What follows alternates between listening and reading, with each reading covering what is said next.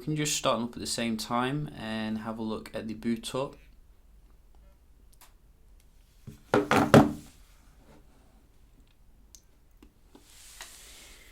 So the Blackberry is coming with some more modest specs, obviously not the highest end phone, but I think it's more geared towards longevity, and that I have found in terms of the performance is quite middling, shall we say.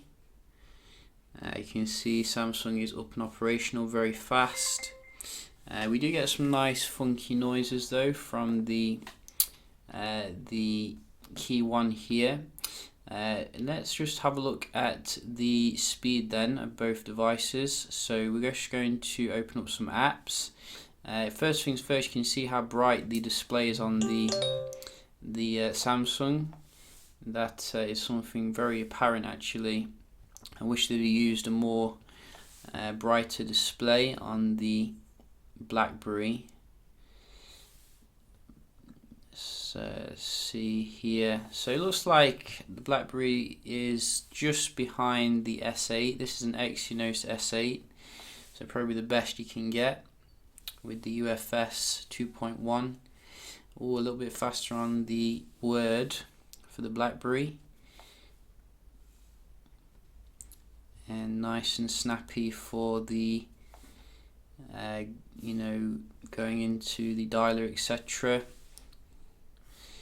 Let's try the clock.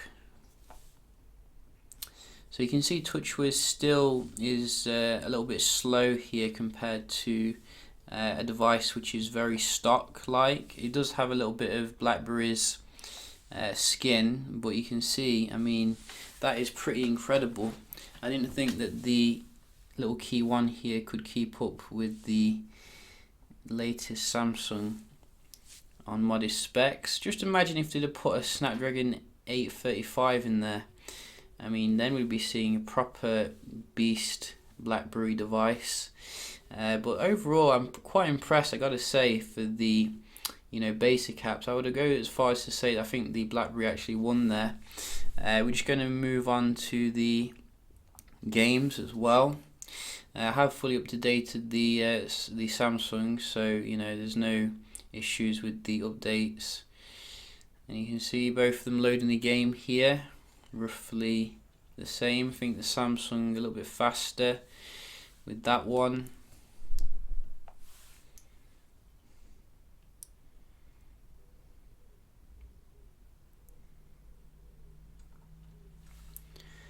And again, Samsung a little bit ahead here for Fallout, Star Wars. Neither of them speed demons, but it looks like the Blackberry is going ahead again here, which is very nice. Oh, that was probably the Samsung to actually load the game. GTA.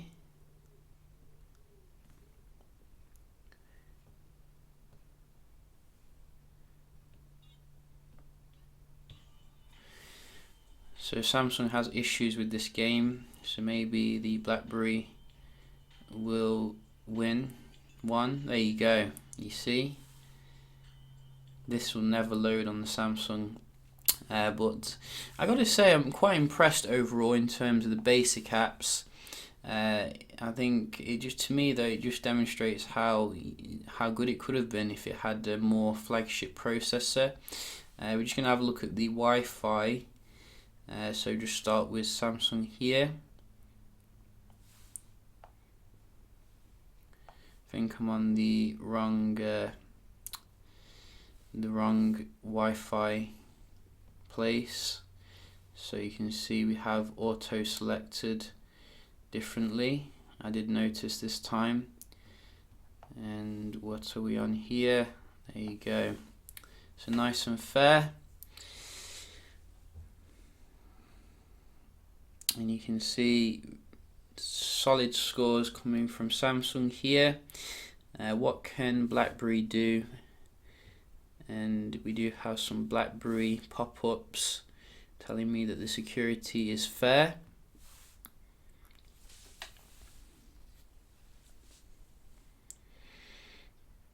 So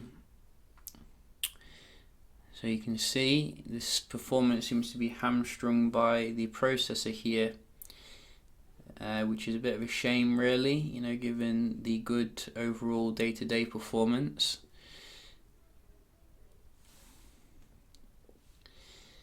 And let's just see the web browsing here. So we'll just load up a few websites. Gotta say, the display on the Samsung just blows away the one on the Blackberry, which is a shame because the Priv had a very good display, as I remember. AMOLED, I think. You can see here we do have I think Samsung a little bit ahead loading the page, but it's doing quite admirably, you know, not too far behind here. Let's just try GSM. Oh, we're typing on the keyboard. Feels good. You see, sometimes when I'm browsing on the KEYone, I expect the keyboard to pop up like you do on most devices, and I'm like, where is it?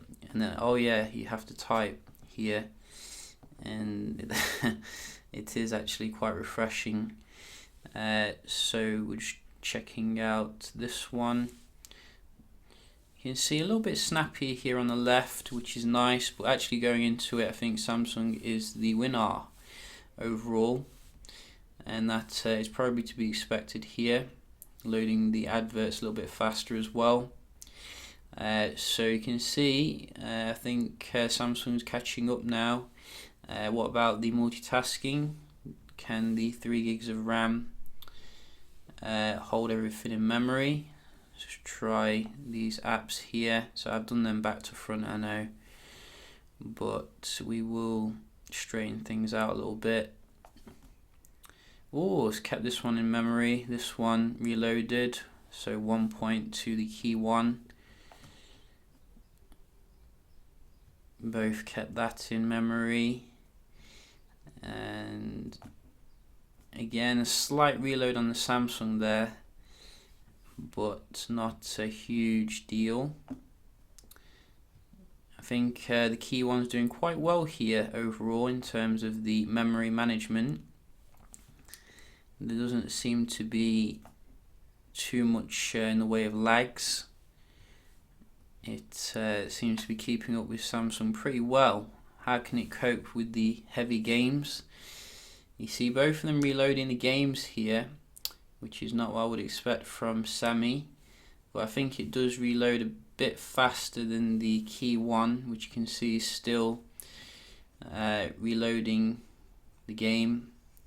Reloading again here on the Samsung, which you wouldn't expect really.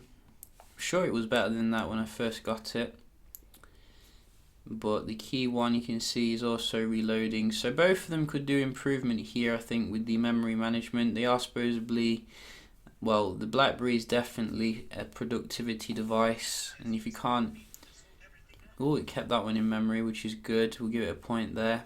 So it's got 2 points here over the Samsung when it comes to memory management. How does that work? You know, that is pretty epic. And this one as well, 3-0. So no, I'm gonna eat my words. I think Blackberry did pretty well there, considering the specification.